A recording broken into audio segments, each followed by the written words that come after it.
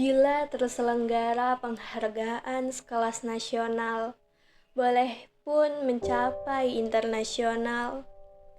Untuk siapa insan yang layak menyandang predikat sebagai orang baik? Tampaknya Pak Imo akan menyabet gelar pemenang berturut-turut. Sekalipun tidak, minimal menjadi nomine. Boleh jadi namanya melambung tenar karena untuk level nasional, berbagai media tertarik meliputnya. Meskipun tidak setertarik meliput kabar orang jahat. Ini bukan dugaan, lantaran akhir-akhir ini, demikian yang dipandang Lastri di TV. Lastri ingin jadi orang jahat saja, tidak ingin seperti bapaknya, Pak Imo. Kalau ada yang ingin tahu siapa orang pertama yang datang ke rumah tetangga yang keluarganya baru saja meninggal, jawabannya sama dengan siapa yang paling terakhir pulang dari gereja setiap ibadah minggu. Tidak ada bedanya pula yang terjadi pada sosok itu ketika pengumuman kerja bakti menjelang Agustusan di RT terdengar lantang lewat toa masjid. Secepat kilatan cahaya, begitulah hatinya tergerak. Ia langsung lupa diri dan mengingat orang lain. Gusman, santai saja jalannya. Kayak kamu baru pertama kali di sini. Sudah beres itu, kita tinggal ongkang-ongkang kaki. Justru karena itu saya tidak enak hati, jawab orang yang disapa Gusman itu setelah kepalanya menengok ke belakang, memandang empat pemuda yang santai nian langkah kakinya. Gusman menyegerakan diri menuju balai warga. Dari kejauhan, samar-samar terbayang seseorang berumur sepertiga abad di halaman balai. Tangan kanannya mengayunkan sapu lidi, sementara tangan kirinya memegang pengki. Seperti kebanyakan orang, punggungnya membungkuk. Suara serak-serak daun-daun coklat kering yang terseret menyatu bersama garukan ujung lidi di jalan. Kapan kamu datang? Cepat sekali, ujar Gusman. Sebenarnya Gusman tak perlu bertanya, lantaran orang se-RT pasti tahu jawabannya, tak terkecuali dirinya. Namun Gusman tak berhasil menemukan pertanyaan basa-basi lain tersebab dirinya tak sempat lagi berpikir karena lelah dari tadi capek berlari. Gusman pun sebetulnya tahu lelaki di depannya tak pernah segera menjawab. Sebelum halaman balai bersih dari segala noda, bibir tebal lelaki itu yang berwarna hitam terus tertutup rapat. Lagi-lagi itu pun tak sempat dipikirkannya, sehingga ia terlanjur sedetik kecewa karena pertanyaannya dibiarkan lalu begitu saja. Gusman, kamu baru saja pindahan rumah. Seorang pemuda di belakang Gusman yang baru tiba berujar diiringi gelak tawa. 3 pemuda lainnya ikut tergelak. Satu dari 3 pemuda itu menepuk pundak Gusman. Ia merasa tidak heran dengan apa yang dilihatnya karena hampir demikian yang ia saksikan setiap selesai ibadah minggu. Pak Imo yang baru saja tuntas menyapu halaman balai tanpa mengeluh sama rajinnya ketika membersihkan lantai gereja. Pak Imo akan memastikan bahwa setiap jamaat sudah meninggalkan ruang ibadah hingga kosong, untuk kemudian menempatkan kembali piranti kebaktian pada tempatnya. Kantong kolekte, kaki dian, kotak persembahan, karpet doa, termasuk setiap inci dari kaki bangku-bangku jemaat tertata lurus dengan arah ubin lantai. dirapikan mengarah ke posisi altar. "Bapak ngapain sih sibuk ngurus-ngurus orang? Kita ini masih miskin. Urus diri saja dulu, baru urus orang." Lastri membentak orang yang muncul di hadapannya setelah ia membuka pintu rumah. Lastri tahu bapaknya baru pulang dari balai warga tanpa perlu menanyakan. Sempat Lastri mendengar pengumuman dari tua masjid. "Tak boleh ngomong begitu, Lastri," terdengar dengusan lantang. Setelah itu, ada yang menutup pintu dengan kencang. "Kamu kalau sudah mati, tak bisa lagi berbuat baik. Selama masih hidup, gunakan waktu sebaik mungkin." Lastri bosan mendengar itu.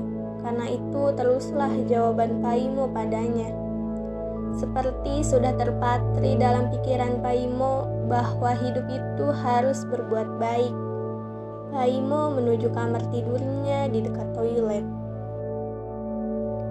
Lastri benar-benar bosan. Bila ia kuasa memerintah Paimo, pasti ia tidak mengizinkan bapaknya itu keluar rumah untuk membantu orang. Sayangnya, ia masih ingat pesan ibunya sebelum meninggal untuk menghormati bapaknya apapun keadaannya.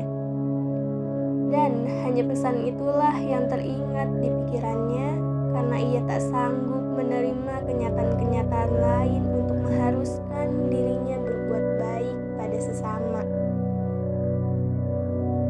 Di sekolah, terlebih sering ia menelan ludah kala merenungi nasib dirinya. Setelah melihat teman-teman se-SMA-nya punya tas baru setiap menjelang pergantian tahun ajaran. Beberapa terlihat diantar orang tua mereka naik mobil mewah.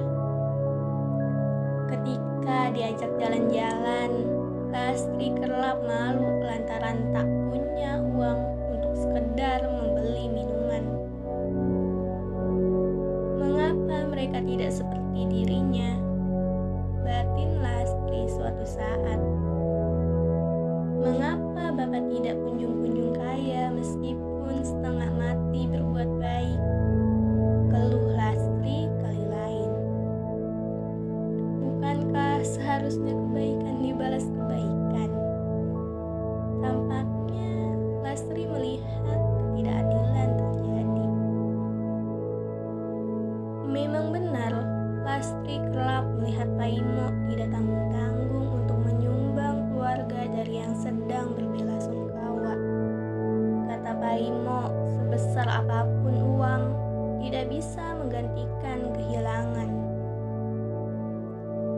Bila ada tetangga baru lahiran, Paimo akan pergi ke pasar dan membeli baju bayi untuk dibawakannya saat ajang sana. Sepetak jalan RT yang berlubang pernah pula ia perbaiki dengan uangnya sendiri, lantaran menunggu dari pemerintah setempat tidak cair-cair. Sementara ia sudah berkali-kali mengadu. Terus saja Lastri berharap Paimo, bapaknya, mendapat limpah balas kebaikan yang nyata. Tetapi tak ada. Yang ada uangnya habis, tabungan terkuras, rumahnya begitu-gitu saja, hanya beratap gede. Kita berbuat baik tidak untuk berharap pamrih. Kita siapkan tabungan di akhirat nanti. Begitulah jawaban Paimo yang Lastri tolak untuk mengingatnya. Hanya sekali-sekali kembali teringat ketika Lastri tiba-tiba merindukan bapaknya itu. Bapaknya yang tiba-tiba meninggal bersimbah darah di jalan karena tertabrak motor ketika dalam perjalanan menjenguk tetangga yang sakit. Sial, betapa sial orang baik itu. Buat apa berbuat baik tanpa mendapat imbal baik yang nyata? Bukankah orang baik seharusnya mendapat penghargaan? Dunia Lastri berpijak menolak mengiyakan. Sungguh jarang Lastri mendapati tontonan jasa-jasa orang baik terpampang di TV. Beda ceritanya dengan peselingkuh, pencuri, pembunuh, koruptor yang lebih sering mendapat tempat untuk disorot dan segudang penontonnya.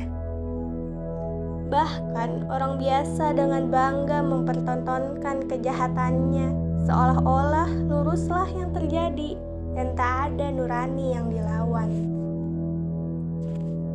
Meskipun Lastri tahu bahwa orang tua dari salah satu teman sekolahnya itu adalah koruptor, tetap saja Lastri iri dengan temannya itu yang begitu mudah mengeluarkan uang sekaligus mentraktir makan dirinya di mal sepulang sekolah. Lastri sangat ingin seperti itu. Lastri muak melihat perbuatan baik. Tak ada gunanya karena bapaknya pun mati cepat.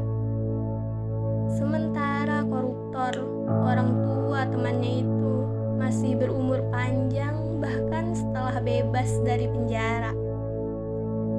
Keluarga temannya itu malah semakin kaya dan sekarang menetap di luar negeri. Lastri tak mengerti, benar-benar tak mengerti mengapa bapaknya semasa hidup terus berbuat baik. Lastri ingin jadi orang jahat saja. Begitulah yang tersimak dalam hati seorang gadis yang sedang beranjak dewasa. Sementara di suatu tempat entah berantah, dalam keadaan yang sebegitu damai, dalam sekelebat bayangan, arwah Paimo menatap ke bumi. Matanya terbayang membasah. Jakarta, 31 Januari 2024.